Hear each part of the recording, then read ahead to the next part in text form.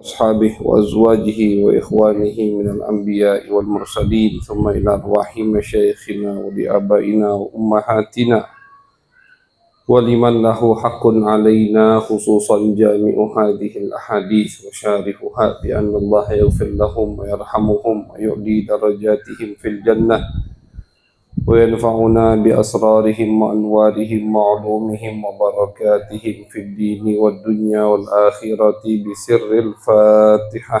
أعوذ بالله من الشيطان الرجيم. الحمد لله رب العالمين الرحمن الرحيم مالك يوم الدين إياك نعبد وإياك نستعين اهدنا الصراط المستقيم صراط الذين أنعمت عليهم غير المغضوب عليهم ولا الضالين آمين. بسم الله الرحمن الرحيم وبالسند المتصل إلى الإمام النووي رحمه الله ونفعنا به وبعلومه وبعلوم مشايخنا وبعلوم سائر الصالحين في الدارين آمين إلى أن قال باب التوبة. وعن زر ابن حبيش رضي الله عنه قال أتيت صفوان ابن عسال رضي الله عنه أسأله عن المسح على الخفين فقال ما جاء بك يا زر فقلت ابتغاء العلم فقال إن الملائكة تضع أجنحتها لطالب العلم رضا بما يصنع فقلت إنه قد حك في صدري المسح على الخفين بعد الغائط والبول وكنت امرأ من أصحاب النبي صلى الله عليه وسلم فجئت أسألك هل سمعته يذكر في ذلك شيئا؟ قال نعم كان يأمرنا إذا كنا سفرا أو مسافرين ألا ننزع خفافنا 3 أيام ولياليهن إلا من جنابة لكن من غائط وبول ونوم.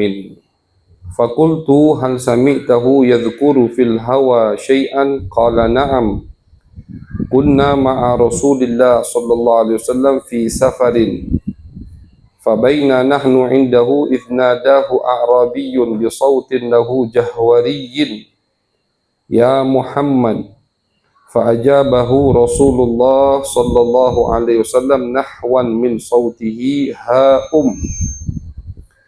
فقلت له ويحك اغضض من صوتك فإنك عند النبي صلى الله عليه وسلم وقد نهيت عن هذا فقال والله لا أغضض. قال الأعرابي المرء يحب القوم ولما يلحق بهم قال النبي صلى الله عليه وسلم المرء مع من أحب. Alhamdulillah, puji syukur kehadirat Allah subhanahu wa ta'ala. Salawat dan salam kita haturkan kepada baginda besar Nabi Agung Nabi Muhammad sallallahu alaihi wasallam.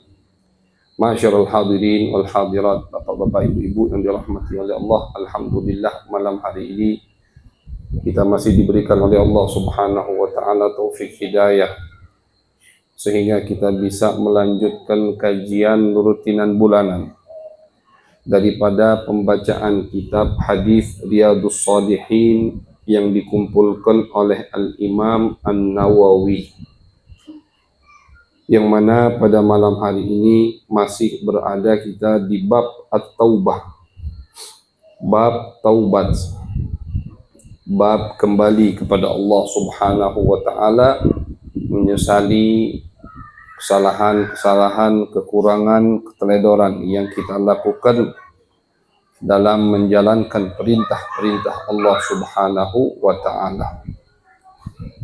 Hadis yang barusan kita dengar adalah hadis yang diriwayatkan oleh seorang tabi'in yang bernama Zir bin Hubeish Zir bin Hubeish, tabi'i. Tabi'in itu adalah orang yang tidak ketemu dengan Nabi Muhammad SAW, akan tetapi ketemu dengan para sahabat Nabi. Itu tabi'in.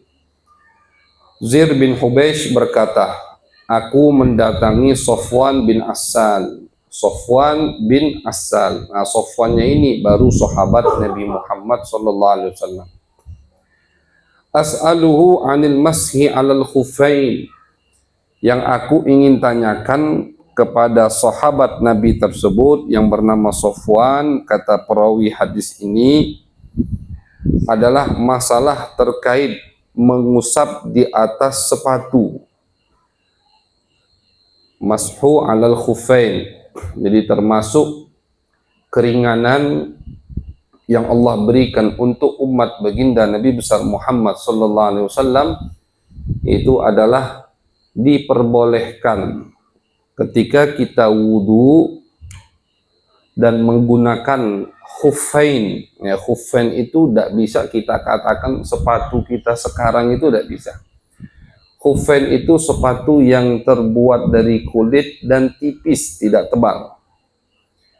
Dipakai, kalau sekarang ada jualannya di kota Mekah, kota Madinah, masih ada khuffain. Kayak dua sepatu gitu, sepatu sepasang dari kulit tipis, dipakai di dalam masjid, bersih. Jadi ya, dipakai di dalam masjid, bukan sepatu yang kita pakai kemana-mana, bukan. Ke toilet masuk, ke kebun masuk, bukan itu. Tapi sepatu yang dimaksud sepatu yang bisa digunakan untuk sholat, yang bisa digunakan untuk sholat. Sebagian ulama tadi mengatakan sepatu itu seperti yang sekarang ada dan dijual di kota Mekah dan Madinah, dijual di pinggir-pinggir masjid, itu khuffain, tipis sepatunya. Biasanya orang sana makainya tuh kalau lagi musim dingin di dalam masjid, jadi mereka lepas sepatu yang di luar, pakai lagi sepatu untuk di dalam masjid. Itulah khuffain. Di dalam syariat kita boleh orang mengusap di atas sepatu tadi, khuffain tersebut, ketika wudu, basuh muka, basuh tangan, usap rambut atau usap kepala. Kaki nggak perlu dibuka sepatunya, disiram sepatunya, tidak perlu, diusap aja. Usap bagian atasnya, kanan kiri diusap. Nah, jadi tidak dibasuh, tidak perlu dibuka sepatunya, atau sepatunya disiram, tidak perlu, cukup diusap. Ini hukum termasuk khususiyah, kelebihan dari Allah untuk umat Nabi besar Muhammad sallallahu alaihi wasallam. Tapi tentunya ada syarat-syaratnya, ada bab khusus di dalam kitab fikih yang menjelaskan tentang mengusap di atas khuffain atau di atas sepatu yang bisa digunakan untuk sholat. Nah, jadi sepatu tadi dari wudhu sampai sholat tidak dilepas, tidak boleh dilepas. Kapan sepatu itu dilepas, maka harus dibasuh kakinya. Makanya kenapa tadi saya katakan bukan sepatu yang biasa kita pakai, ya, karena kalau sepatu yang kita pakai mau masuk masjid kita lepas. Nah, kalau masuk masjid kita lepas, tidak boleh ketika wudhu kita usap sepatunya, tidak boleh. Berarti ya harus dilepas sepatunya, basuh kaki kita. Tapi umpama ada sepatu yang bisa kita pakai untuk sholat di dalam masjid, maksudnya sepatunya bersih, khusus memang untuk di masjid, boleh kita usap.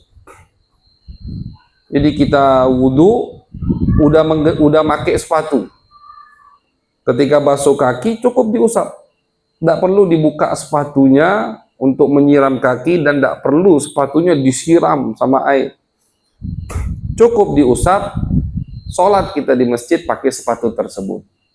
Itu yang dilakukan atau yang diamalkan oleh baginda Nabi besar Muhammad sallallahu alaihi wasallam.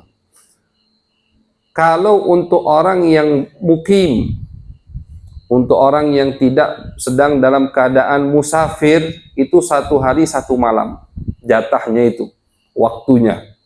Jadi misalkan Tadi jam 6 sore kita pakai sepatu tersebut. Sudah kita pakai, kita wudhu. Habis wudhu kita usap. Maaf, syaratnya itu pakai sepatunya sudah ada wudhu. Syarat boleh membasuh di atas sepatu, ngusap sepatu kita, nggak perlu dibasuh kaki. Itu syaratnya pakai sepatunya sudah dalam keadaan berwudhu. Jadi jam 6 sore tadi kita wudhu semua, komplit. Kakinya kita basuh misalkan. Setelah basuh kaki kita keringkan, kita pakai sepatu tersebut, khufain. Ini istilahnya khufain. Kita pakai, sholat kita maghrib. Tapi sholat dalam keadaan menggunakan sepatu tersebut. Jadi sepatunya bersih ini yang dimaksud. Bukan sepatu kotor atau najis ya. Dipakai. Mau isya, wudhunya batal misalkan. Wudhu atau mau ke toilet, mau apa, selagi bukan hadas besar. Kalau hadas besar harus dibuka, harus dibasuh. Habis wudhu, pas kaki nggak usah dibuka sepatunya, cukup diusap. Diusap. Sholat isya kita. Kemudian habis sholat isya kita tidur kan batal wudhu. Bangun subuh, wudhu kita sholat subuh. Basuh muka, basuh tangan, usap rambut. Kaki nggak usah dibasuh, sepatunya tapi jangan dilepas. Sepatunya nggak boleh dilepas. Kaki nggak usah dibasuh, diusap aja atau sepatunya. Makanya ini kalau untuk di Indonesia, apalagi di Bangka yang lumayan cukup panas, itu nggak ada yang mengamalkannya atau praktekkannya. Tapi kalau di Arab pas lagi musim dingin, itu mungkin ada orang yang seharian sepatu khufain, jadi sepatu dari kulitnya tidak lepas. Seharian nggak lepas, masuk akal. Banyak masih sampai sekarang. Jadi subuh tidak perlu kakinya dibasuh, cukup diusap, ambil air usap di atas sepatunya itu. Sholat subuh, zuhur juga begitu, asar juga begitu sampai jam 6. Jam 6 sore sepatunya harus dilepas. Artinya ketika mau sholat maghrib hari esoknya tidak boleh usap di atas sepatu, harus dilepas, wudhu seperti biasa, mau pakai lagi baru boleh pakai lagi 1 hari ke depannya lagi, begitu ya. Itu untuk orang yang mukim, tidak musafir. Tapi untuk orang yang musafir bepergian di tengah jalan boleh 3 hari 3 malam. 3 hari 3 malam boleh dia tidak melepaskan sepatunya. Dan setiap dia mau wudhu, kakinya nggak perlu dibasuh, cukup diusap sepatu bagian atas diusap. Nggak perlu dibasuh juga sepatunya. Nah ini masalah mashu alal khufain, termasuk masalah yang mutawatir, yang disepakati oleh semua sahabat dan ulama-ulama setelah sahabat Nabi besar Muhammad sallallahu alaihi wasallam. Nah ini Zir bin Hubeish, perawi hadis ini, datang ke Sofwan bin Assal, sahabat Nabi Muhammad SAW. Kata Zir, wahai Sofwan, aku ingin menanyakan tentang masalah basuh di atas sepatu, ngusap sepatu. Qal, ditanya sama Zir, sama Sofwan, sahabat Nabi, ma ja'a bika ya Zir, kenapa kamu datang wahai Zir, ada apa? Kata Zir, wahai Sofwan, aku datang ibtigha al-ilmi, ingin menuntut ilmu agama. Menuntut ilmu agama. Langsung diriwayatkan oleh Sofwan hadis dari Nabi Muhammad SAW. Faqal, innal malaikata tada'u ajnihataha li talibil ilmi ridhan bima yatlub. Kata Sofwan, Nabi besar Muhammad sallallahu alaihi wasallam pernah bersabda bahwasanya para malaikat meletakkan sayap-sayap mereka. Jadi malaikat itu makhluk yang memiliki sayap, itu malaikat. Malaikat Jibril salah satunya, contohnya malaikat yang paling mulia yaitu Jibril. Diriwayatkan oleh Nabi besar Muhammad SAW itu memiliki 600 sayap. Malaikat Jibril 600 sayap. Satu sayapnya itu Bu, kalau beliau kibarkan, beliau buka satu sayapnya, itu menutupi setengah bumi kita. Satu sayapnya. Berarti kalau dua sayap yang tadinya kita siang jadi malam, ketutup oleh sayapnya malaikat Jibril, ciptaan Allah yang begitu besar dan begitu luar biasa. Malaikat itu makhluk yang memiliki sayap. Kata Nabi, sayapnya malaikat ini bukan makhluk biasa. Malaikat itu makhluk yang termasuk makhluk Allah yang paling termulia. Mereka tidak pernah melanggar perintah Allah. Di dalam Al-Quran Allah berfirman, la ya'sun ma amarahum wa yaf'aluna ma yu'marun. Mereka tidak pernah melanggar perintah Allah. Ada malaikat yang dari Allah ciptakan, Allah tugaskan untuk sujud. Maka dari diciptakan sampai nanti mereka meninggal, malaikat juga meninggal, itu tugasnya sujud, ya sujud sudah. Ada malaikat tugasnya hanya bertahmid kepada Allah. Ada malaikat tugasnya hanya ruku. Ini kata Nabi. Jadi semua malaikat yang ditugaskan oleh Allah tidak pernah melanggar perintah Allah Subhanahu wa Ta'ala. Apapun yang Allah perintahkan maka pasti akan mereka lakukan. Ya, jadi kalau kita dengar ada malaikat yang maksiat, itu bohong. Udah pastikan itu cerita dusta, itu bohong.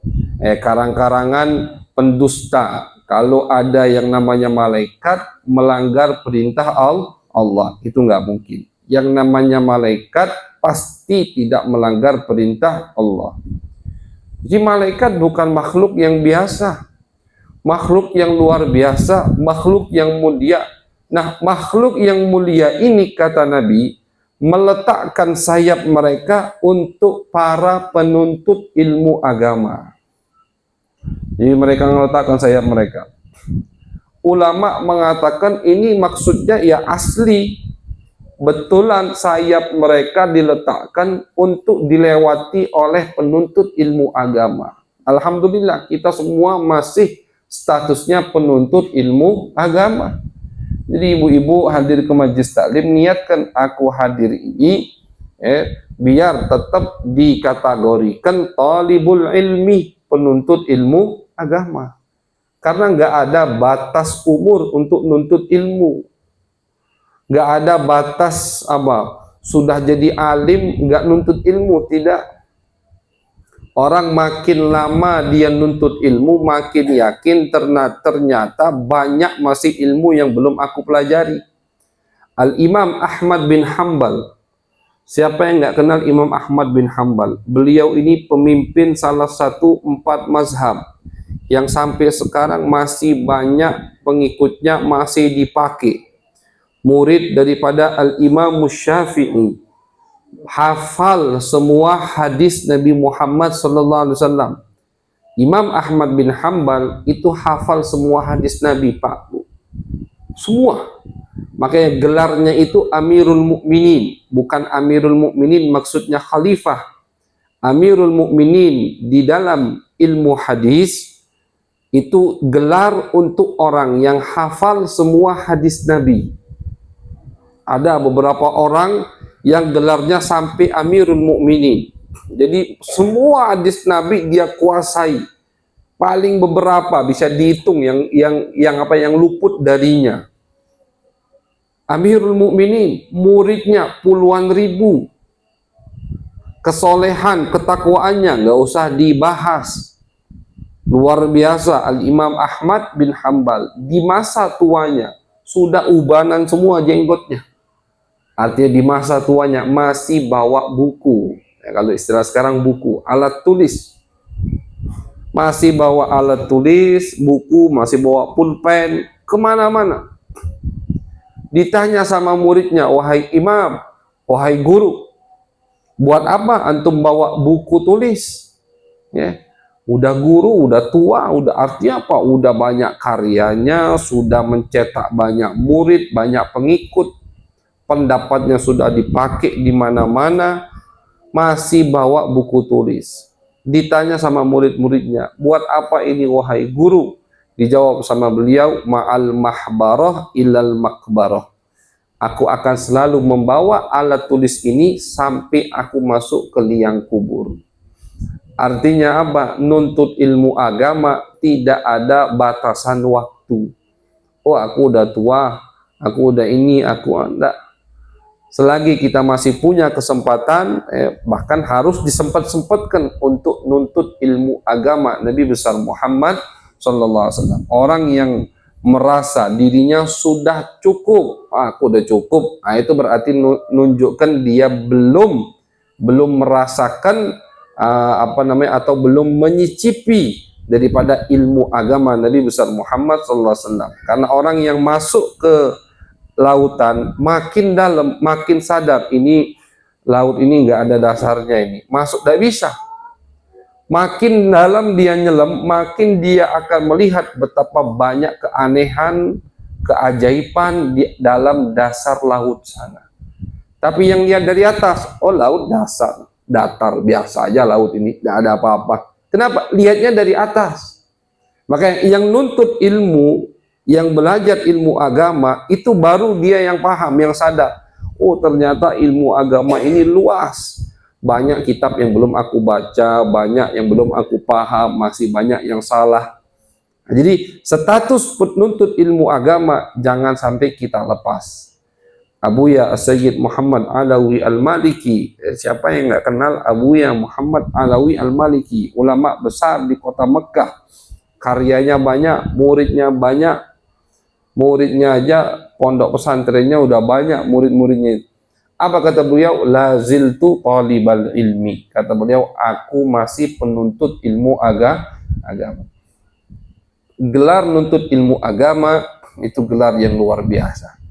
Kenapa? Karena gelar itu dapat pujian dari Nabi besar Muhammad sallallahu alaihi wasallam. Salah satunya ini, kata Nabi, para malaikat meletakkan sayap mereka untuk penuntut ilmu agama karena mereka ridhon, senang dengan apa yang dicari, yang digapai oleh para penuntut ilmu agama. Nah, jadi ketika kita jalan ke tempat untuk nuntut ilmu agama, kalau dilihat dari hadis ini dan ulama mengatakan maksudnya hakikatan, maksudnya betulan, ada malaikat-malaikat yang Allah tugaskan untuk meletakkan sayap mereka agar dilewati oleh penuntut ilmu agama. Dilewati. Ada sebagian ulama mengatakan takwilannya lain. Maksudnya malaikat akan menjaga, melindungi, menaungi semua penuntut ilmu agama. Jadi mau takwilannya begitu atau begini, semuanya menguntungkan untuk kita kalau kita statusnya masih talibul ilmi, penuntut ilmu agama. Jadi kata Sofwan mengatakan kepada Zir tadi, Zir seorang tabi'in datang ke sahabat Nabi yang bernama Sofwan, aku ingin datang kepadamu, ingin nuntut ilmu. Kata Sofwan mengutip dari hadis Nabi Muhammad SAW, para malaikat meletakkan sayap mereka untuk penuntut ilmu agama. Fakultu, kemudian Zir mengatakan, baru ditanyakan apa yang ingin dia tanyakan. Ternyata yang ingin dia tanyakan adalah masalah membasuh atau mengusap sepatu. Itu, mengusap tadi yang kita jelaskan, mengusap sepatu. Kata Zir, wahai Sofwan, apakah kamu pernah mendengar Nabi besar Muhammad SAW mengatakan boleh ketika wudhu kita tidak perlu membasuh kaki kita, cukup kita mengusap di atas khufain, di atas sepatu yang kita pakai? Qala na'am, iya, kata Sofwan. Kana ya'muruna, Nabi memerintahkan kami, kalau kami sedang di tengah perjalanan, sepatu tidak boleh dilepas, artinya cukup untuk diusap ketika wudhu selama 3 hari 3 malam, illa min janabah, kecuali kalau datang hadas besar. Jadi misalkan kita mau mengamalkan ini, mashu alal khufain, kita udah wudhu sempurna, kaki kita basuh, baru kita pakai sepatu. Batal setelah itu, umpama setelah itu batal, cukup kita usap sepatu kita. Tapi misalkan hadas besar, ya hadas besar tahu kan, maksudnya wajib mandi, kena kewajiban untuk mandi, sepatunya harus dibuka. Jadi ini keringanan hanya untuk berwudu, bukan di masalah bab mandi atau mandi besar. Fakultu, kemudian ini udah dijawab tadi sama Sofwan, masalah pertanyaan pertama. Kemudian kata Zir, wahai Sofwan, hal sami'tahu yadhkuru fil hawa syai'an? Apakah kamu pernah mendengar Nabi besar Muhammad sallallahu alaihi wasallam menyebutkan hadis berkaitan tentang masalah cinta al-hawa? Hawa itu al-hub, cinta. Qala na'am, iya. Pernah Nabi menyebutkan hadis terkait masalah cinta. Tentu yang dimaksud cinta kepada Allah, cinta kepada Nabi, cinta kepada orang-orang soleh. Kata Sofwan, kunna ma'a Rasulillah sallallahu alaihi wasallam fi safarin. Suatu hari kami bersama Nabi lagi di tengah perjalanan. Kemudian ketika kami sedang duduk bersama Nabi, idnadahu a'rabiyun, tiba-tiba Nabi dipanggil oleh orang Badui. A'rabi itu artinya orang Arab yang tinggal di tengah gurun pasir, itu A'rabi. Ya, orang Arab yang tinggal di tengah gurun pasir, bukan yang tinggal di kota, perkemahan rumah mereka. A'rabi, biasanya orang-orang A'rabi ini atau dikenal bahasa kita dengan Badui. Ya, Badui itu orang Arab yang tinggal di Badu. Badu itu tinggal di tengah gurun pasir, bukan di kampung, bukan di desa, bukan di kota, bukan. Mereka tinggal di perkemahan, ya, di tengah gurun pasir. Sampai sekarang masih ada Badui ini. Nah, rata-rata Badui ini ngomongnya kasar-kasar, keras-keras suaranya. Tidak punya etika, tidak punya adab ketika berbicara. Mau lawannya siapa yang diajak bicara, Nabi sekalipun, ya gaya mereka begitu kasar. Jadi termasuk banyak contoh yang kita dapatkan di dalam kitab-kitab sejarah kesabaran Nabi besar Muhammad SAW, yaitu terhadap Badui. Nabi sabar ngadepi mereka. Ada yang kasar, Bu. Ada yang datang ke Nabi minta duit tapi kasar. Serban Nabi itu ditarik sama Badui ini. Serban Nabi ditarik, minta duit. Ya Muhammad, a'tini, berikan aku uang, bukan uang bapakmu tapi uangnya Allah. Kan kasar. Ini minta tapi kasar. Bukan uang bapakmu, uang Allah aku minta. Muslim, sahabat, tapi Nabi sabar. Nah, ini contoh kesabaran Nabi besar Muhammad sallallahu alaihi wasallam. La yazidu al-jahalatu anhu illa hilman, kata sahabat. Nabi itu setiap ketemu dengan orang yang tidak paham, yang tidak punya etika, yang tidak ngerti tata krama, itu Nabi malah makin jadi lebih sabar. Itu Nabi Muhammad. Nabi tahu ini Badui, ini orang pelosok, atau ini orang yang tinggal di tengah gurun pasir, nggak tahu etika, nggak tahu adab, jauh dari agama. Bukan seperti sahabat yang selalu sholat berjamaah di belakang Nabi Muhammad. Ketemu Nabi paling sekali dua kali. Nah, jadi Nabi sabar. Nabi nggak marah, Nabi doain kualat, tidak. Nabi dikasih harta mana. Nah, itu Badui. Tapi para sahabat itu senang kalau Badui datang menanyakan pertanyaan-pertanyaan mereka kepada Nabi. Itu sahabat. Jadi kadang ada Badui yang ngeselin, yang kurang ngajar sama Nabi. Kadang ada Badui itu yang kalau bertanya, pertanyaan mereka itu, kan mereka nanya ke Nabi, dijawab sama Nabi. Tentunya jawaban Nabi Muhammad atau fatwa Nabi Muhammad, hukum yang keluar dari mulut Nabi Muhammad itu untuk seluruh umat, bukan hanya untuk Badui yang bertanya. Nah, makanya sahabat senang kalau Badui datang yang bertanya ke Nabi. Senang. Kenapa? Karena mereka kalau bertanya kadang ngasal gitu nanya. Apa yang terlintas di benak mereka langsung mereka tanyakan. Mau pertanyaan itu benar atau enggak benar, cocok atau enggak cocok, pantas atau enggak pantas ditanyakan ke Nabi, mereka tanyakan. Beda dengan sahabat yang sering bersama Nabi Muhammad, Sayyidina Abu Bakar, Sayyidina Umar, Sayyidina Utsman, Sayyidina Ali. Mereka ini enggak bertanya ke Nabi kecuali masalah-masalah yang memang betul mereka tidak ketahui dan mereka saring dulu. Ada sahabat itu yang nyaring pertanyaan ke Nabi selama 1 tahun. Kata dia, kalau di sana nama sahabatnya Al-Bara. Aku nih pengen nanya ke Nabi satu masalah, 1 tahun aku tahan. Mikir lagi pantas dak, cocok dak, kurang gak.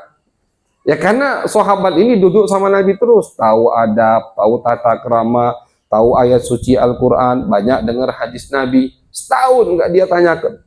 Mikir pantas dak, bener dak, cocok dak, begitu. Beda dengan Badui. Badui datang langsung nanya, langsung nyeplos, langsung ngomong tanpa dipikir. Nah, jawabannya menyenangkan para sahabat. Ada satu Badui datang ke Nabi.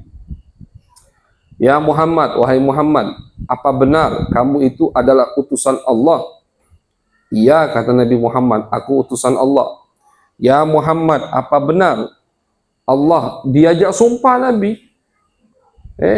Demi Allah, benar Allah memerintahkan sholat 5 waktu. Iya, kata Nabi, demi Allah. Siapa yang berani nyuruh Nabi sumpah, kan begitu?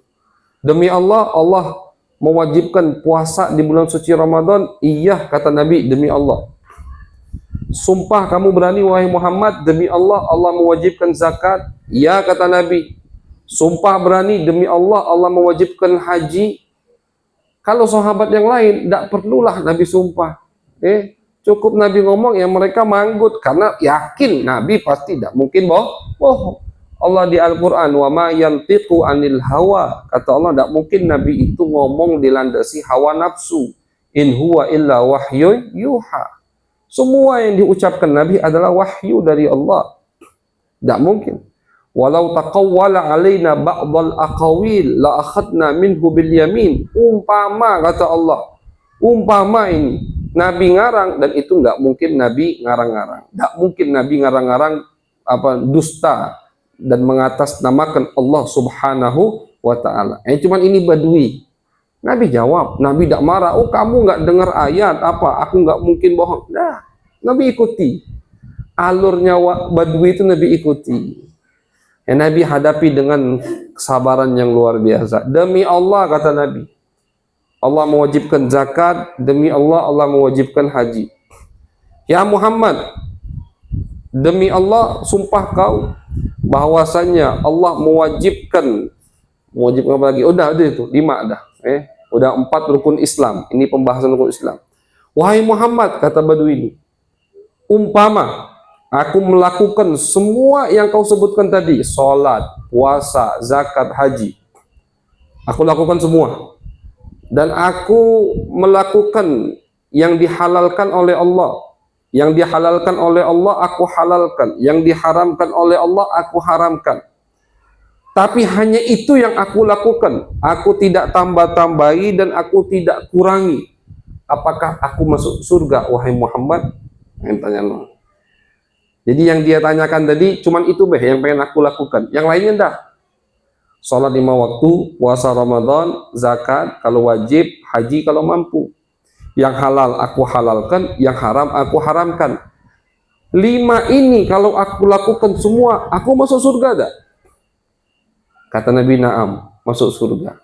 Aku nggak nambah-nambahi, kata dia. Cuma 5 ini. Dak aku kurangi, dak aku tambahi. Masuk surga, masuk surga. Sahabat kan dengar. Dan jawaban Nabi Muhammad untuk semua umat. Senang sahabat. Ternyata masuk surga itu tidak susah. Tidak susah. Falamma walla rajul, ketika Badui tadi pergi, kata Nabi, aflahar rajulu in sodak. Beruntung kalau dia jujur, beruntung kalau dia lakukan apa yang dia ucapkan tadi. Dia lakukan yang dia omongkan, tidak ditambahi, tidak dikurangi, itu udah beruntung, kata Nabi Muhammad sallallahu alaihi wasallam. Jadi pertanyaan-pertanyaan seperti inilah yang ditunggu oleh para sahabat yang duduk selalu bersama Nabi Muhammad sallallahu alaihi wasallam. Nah, contoh berikutnya hadis ini. Nah, jadi kata Safwan, kata sahabat Nabi tadi, ketika kami sedang duduk bersama Nabi Muhammad di tengah perjalanan, tiba-tiba ada yang manggil Nabi, Badui, bisautin lahu jahwadiyin, dengan suara yang begitu keras. Ya Muhammad, manggil Nabi. Ya, manggilnya tuh kadang nggak pakai ya Rasulullah, ya Nabi Allah, manggilnya manggil nama. Nah, tapi ini kata ulama, ini hukum untuk badui.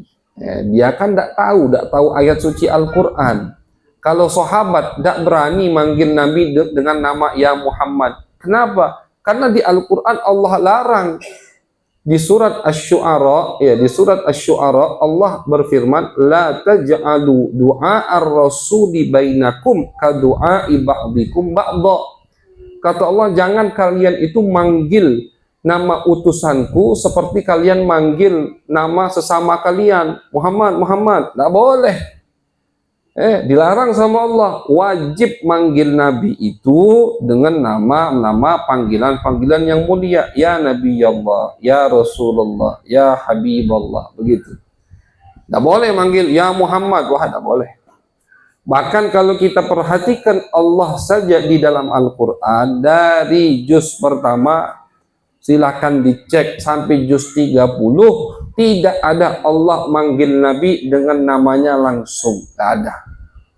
Khitab khitab itu ngajak bicara, dan pasti yang Allah gunakan ya ayyuhar rasul, ya ayyuhan nabi, ya ayyuh, atau sifat ya ayyuhal muzammil, wahai orang yang sedang bergemeteran ketika baru menerima wahyu. Ya ayyuhal muddathir, wahai orang yang sedang diselimuti ketika habis menerima. Tidak pernah Allah manggil Nabi Muhammad ya Muhammad, tidak pernah. Carilah di Al-Quran. Tidak ada ayat ketika Allah manggil Nabi dengan kalimat panggilan khitab langsung pakai nama Nabi Muhammad. Pasti wahai utusan, wahai sang utusan, wahai seorang nabi. Yang dimaksud Nabi Muhammad sallallahu alaihi wasallam. Jadi Allah melarang kita untuk manggil Nabi langsung menggunakan namanya. Juga Allah Subhanahu wa taala di Al-Qur'an mempraktekkannya, mencontohkannya. Aku saja tidak pernah manggil dia dengan namanya langsung. Pasti dipanggil dengan laqab, dengan julukan yang mulia untuk Nabi Muhammad sallallahu alaihi wasallam. Cuman Badui ini kan nggak tahu ayat suci Al-Quran, makanya sama Nabi nggak dimarahi. Ya Muhammad, manggil, suaranya keras lagi. Fakultu lahu, ditegur sama Safwan. Waihak ughdud min sautik fa innaka indan nabi. Sudah manggil nama langsung, pakai suara yang keras, kayak ngebentak begitu. Kata Safwan, hei, hati-hati kamu, pelankan suaramu. Kamu itu sedang berada di hadapan Nabi. Karena di ayat lain Allah mencela satu kaum yang berani ngangkat suaranya di atas suara Nabi Muhammad. Kata Allah, yang berani di surat Al-Hujurat, Allah Subhanahu wa taala berfirman, yang berani ngangkat suara di hadapan Nabi Muhammad, maka itu orang-orang, kata Allah, imannya harus dikoreksi lagi.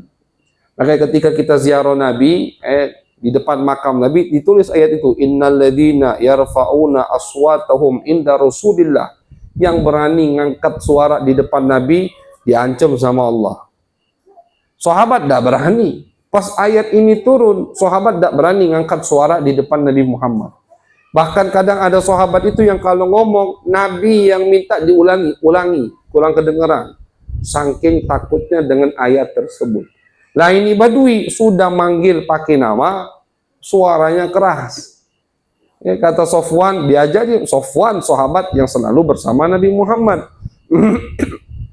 Ughdud min sautik, pelankan suaramu. Kamu itu lagi bersama Nabi Muhammad sallallahu alaihi wasallam. Faqala wallahi la aghdud, demi Allah aku tidak mau melani suaraku. Wah ini Badui dicegah malah makin jadi. Itulah makanya Nabi nggak nyegah. Nabi tahu watak orang Badui itu keras-keras, dan mereka itu memang begitu sudah. Akhirnya kata Arabi, ternyata ada yang dia ingin tanyakan kepada baginda Nabi besar Muhammad sallallahu alaihi wasallam. Qala al-a'rabi al-mar'u yuhibbul qauma walamma yalhaq bihim. Bagaimana wahai Muhammad kalau ada satu kelompok, satu orang yang mencintai kelompok-kelompok yang mulia. Ada orang biasa cinta dengan orang yang mulia. Ada kelompok biasa cinta dengan kelompok yang mulia. Walamma yalhaq bihim, tapi yang cinta ini amalnya jauh dengan orang yang dia cintai. Yang mencintai amalnya biasa, orangnya biasa. Yang dia cintai orang yang sangat mulia, amal ibadah yang sangat banyak. Bagaimana itu kelak di hari kiamat, wahai Muhammad? Nah, itu yang ingin ditanyakan oleh si Badui ini. Apa jawab Nabi Muhammad SAW? Qala Nabiyyu sallallahu alaihi wasallam, al-mar'u ma'a man ahab. Al-mar'u ma'a man ahab. Kata Nabi, orang itu bersama yang dia cintai. Orang itu, kata Nabi, kelak di hari kiamat akan Allah kumpulkan bersama orang yang dia cintai. Walaupun amalmu tidak sama dengan amal orang yang kau cintai, kedudukanmu jauh kalau dibandingkan dengan orang yang kau cintai, tapi kau cinta sama dia, maka kata Nabi, kelak di hari kiamat kau akan dibangkitkan, dikumpulkan bersama mereka. Jawaban yang menyenangkan hati. Anas bin Malik, sahabat Nabi yang lain, dengar jawaban ini. Apa kata Anas? Demi Allah, kami tidak pernah senang melebihi senang kami ketika mendengar hadis tersebut. Kenapa? Ini jaminan dari Nabi Muhammad. Artinya, kata Nabi, kalau ingin kelak di hari kiamat, di surganya Allah bersama orang yang kita cintai Nabi Muhammad, cukup kita cinta dengan Nabi. Cintalah kepada Nabi, maka akan dibangkitkan bersama Nabi Muhammad sallallahu alaihi wasallam. Jadi pertanyaan dari Badui yang kasar, tapi jawaban yang begitu mulia dari Nabi besar Muhammad sallallahu alaihi wasallam. Kata Anas, kami enggak pernah senang melebihi ketika kami mendengar hadis tersebut. Jadi kata Anas, berarti kalau mau bersama Nabi di hari kiamat, tidak perlu amal kita sama dengan amal Nabi Muhammad. Siapa yang bisa menyamai amalnya Nabi Muhammad? Tidak bisa. Siapa yang mau bisa menyamai amal-amalnya para sahabat, para tabi'in, apalagi kita di akhir zaman ini. Sholat aja udah untung-untung, kan begitu. Kita sholat istiqomah, kemudian puasa kita puasa, kalau zakat misalkan kita zakat, kalau wajib, itu udah untung, Bu. Sudah beruntung kita. Makanya kata Nabi Muhammad, kalian wahai sahabat, itu berada di zaman yang kalau kalian mengamalkan hanya 10%. Jadi misalkan yang kalian tahu tentang agama 100%, yang kalian amalkan cuma 10%, kalian akan celaka. Itu zaman dulu. Jadi 10% dari agama yang dia amalkan cuma 10% dari agama. Kata Nabi, kalian celaka. Harus lebih dari itu yang kalian amalkan biar kalian selamat. Tapi kata Nabi, akan datang satu zaman yang mana di zaman tersebut orang-orangnya kalau mengamalkan cuma 10% dari agama, mereka akan selamat. Nah, itu zaman kita. Jadi beda. Kalau zaman dulu atau mutaqaddimin, para aslafuna as-salihun dari zaman sahabat, zaman tabi'in, tabi'in, itu kalau mereka cuma mengamalkan 10% yang mereka ketahui dari agama, celaka mereka. Tidak cukup cuma 10%, harus lebih. Tapi di akhir zaman kata Nabi, yang ngamalkan 10% udah cukup. Amal Badui tadi berarti. Ya, amalan Badui tadi, sholat 5 waktu, puasa wajib, zakat kalau zakat kena kewajiban dia zakat, kena kewajiban haji dia haji, yang halal dihalalkan, yang haram diharamkan, cukup kita selamat, masuk surganya Allah Subhanahu wa ta'ala. Tapi tentu orang yang ingin kedudukan lebih tinggi pasti amalnya lebih banyak, kan begitu ya. Yang pengen kedudukannya lebih tinggi pasti amalnya akan lebih banyak. Cuman sebanyak-banyak amal kita tidak bisa kita menandingi amal orang-orang terdahulu, itu nggak bisa. Biar kita tidak putus asa, biar kita tidak sedih, makanya Allah jadikan Badui ini bertanya kepada Nabi, dan dijawab oleh Nabi Muhammad dengan jawaban yang menyenangkan hati kita semua. Kata Nabi, kelak di hari kiamat orang akan dibangkitkan bersama orang-orang yang dia cintai. Kalau kita cinta sama Nabi, tulus. Cinta itu bukan di mulut. Cinta bukan di mulut. Semua orang bisa ngaku cinta. Ya, siapa yang nggak bisa ngaku cinta? Orang paling zolim sekarang pun bisa ditanya, cinta nggak sama Nabi? Oh, cinta aku sama Nabi. Semua bisa ngaku cinta. Tapi Allah tahu mana yang cintanya benar, mana yang cintanya cuma di mulut. Yang cintanya benar di dalam hati, walaupun amalnya tidak sebanyak orang-orang yang dia cintai, akan dibangkitkan oleh Allah kelak di hari kiamat bersama mereka. Mudah-mudahan kita termasuk dari kelompok-kelompok tersebut.